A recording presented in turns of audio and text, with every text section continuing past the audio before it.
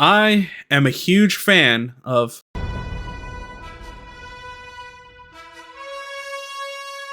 See, I did the funny meme, that means you have to laugh. My impeccable comedy aside, in recent times, Invincible has become a huge series. And rightfully so. In a world where we are being overblown with mediocre superhero content, it's nice to have something that's, well, actually good. I've known about the Invincible comic way before the TV show came out, but I never gave it a fair chance. I got kind of bored reading it for the first time. But after everybody hyped up the show so much, I decided to give the show a watch, and I really liked it, so I ended up giving the comic a second chance. And now it's one of my favorite comics ever made, right next to Watchmen and Berserk. I can admit that the pacing can be off from time to time, but I still love the story and the characters. The characters feel like and talk like real people. I am genuinely impressed with what this team was able to accomplish here. Obviously, I don't want to glaze the whole thing for this entire video. I have my issues, but no piece of media is perfect after all. If you haven't read it already, go read it. It's great. I love it. Buy one of those omnibuses. I don't care. Find a way to read it. It's great. And you want to know what else is great? The show. Despite the problem that people have with the animation, which sometimes is justified,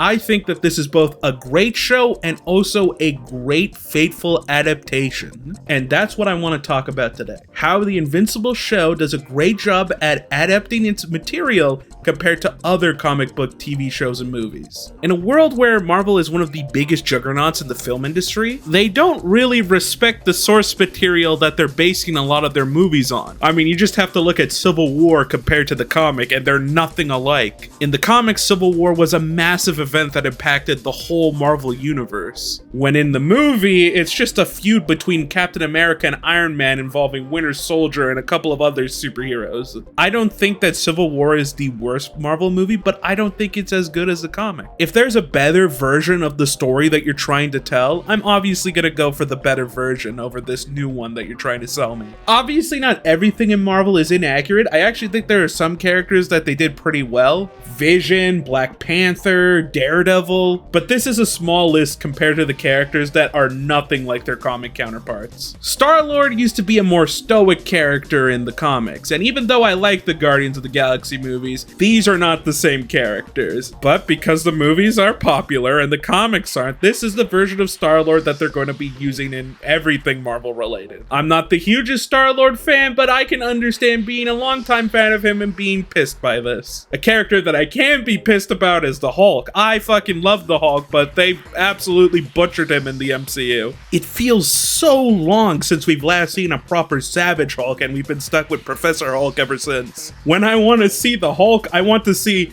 the Hulk, not whatever this is. I know this version of Hulk existed in the comics, but it feels like we've known this one more than we do the actual Hulk. And then there's Spider-Man, which I could probably go on hours on why this version of him is nowhere close to being accurate to the comics. I don't want to make it sound like it's always a bad thing to go off script from the original. It's just there's a reason why people fell in love with these characters in the first place, but Marvel doesn't really seem to care. And DC isn't off the hook either. They made an entire movie adapting the story of Flashpoint and completely changing it. Instead of using the multiverse for interesting parallels of existing characters, they use it for cheap fan service. I don't really have much to say on DC because I think everybody already knows how bad those movies are and how bad they are to their original comics. I want to bring this stuff up because of how different Invincible is compared to them. The show has more in common with the comic than any of the previous projects I mentioned in this video. Now, before I continue, what I'm going to talk about will contain light spoilers for the show.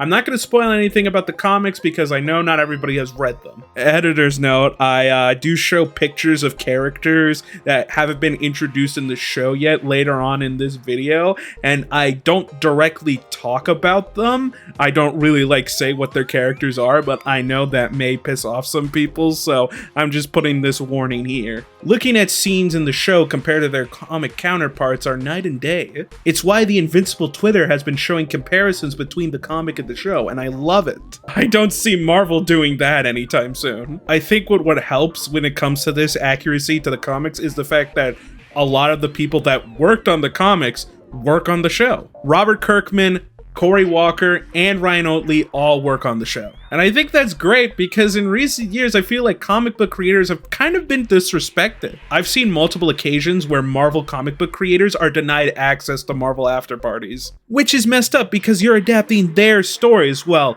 adapting in quotation marks. So it's really refreshing that when I see that Invincible title card, I can see the original creators at the bottom. Even though I've been going on and on about how good of an adaptation this is, it's not an exact adaptation. With the story obviously having a media change from comic to a TV show, you're gonna have to make some changes. Some of those changes I like, others I don't. I really like so far how Omni-Man has been portrayed in the show compared to the comic. Omni-Man killing the Guardians of the Globe is what really starts the show. It's the catalyst for everything that happens. It's the end of the first episode. However, going back to what I mentioned beginning about the comic having pace issues, it feels longer to get to this point. By the time that we get to that scene, it feels a lot more like it was put in for shock value rather than this being an important part of the story. It's kind of hard explaining it without you knowing the context of both the show and the comic, so more of an incentive to go consume both if somehow you haven't already. Another reason why I prefer this version of Omni-Man is his descent after his fight with Mark. I love the way that the show handles this with its beautiful backgrounds and its melancholy song. It shows that Omni-Man really regrets what he did and he's ashamed of what he became. In the comics though, it's done a bit differently. Omni-Man has a monologue and it shows that he's more fearful of what the Viltrum army is going to do to him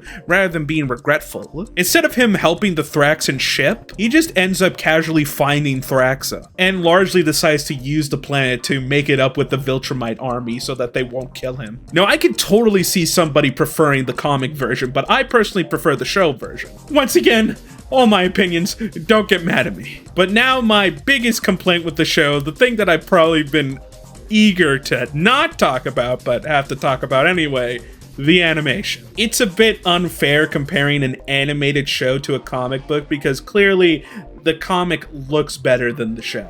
One is a still image and the other is multiple still images drawn over each other, which is already pretty hard to do. So it's totally understandable why the animation looks the way it does. I saw somebody complain about the way Angstrom Levy looks like in the show compared to the comics, and I'm like, do you know how hard that would be to animate? It would take hours.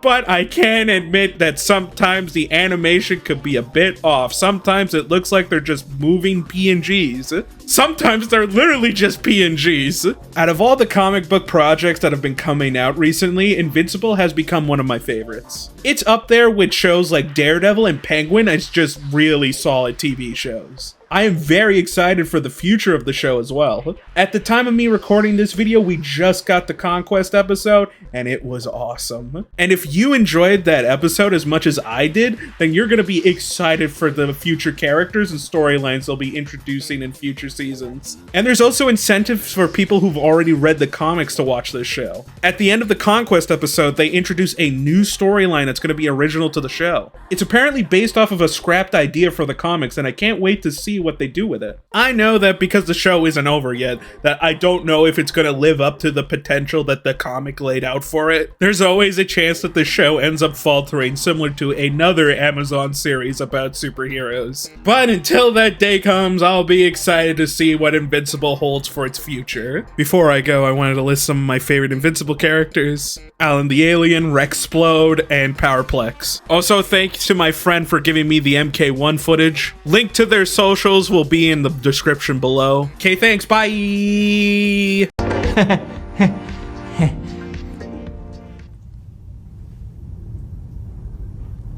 I'm alone.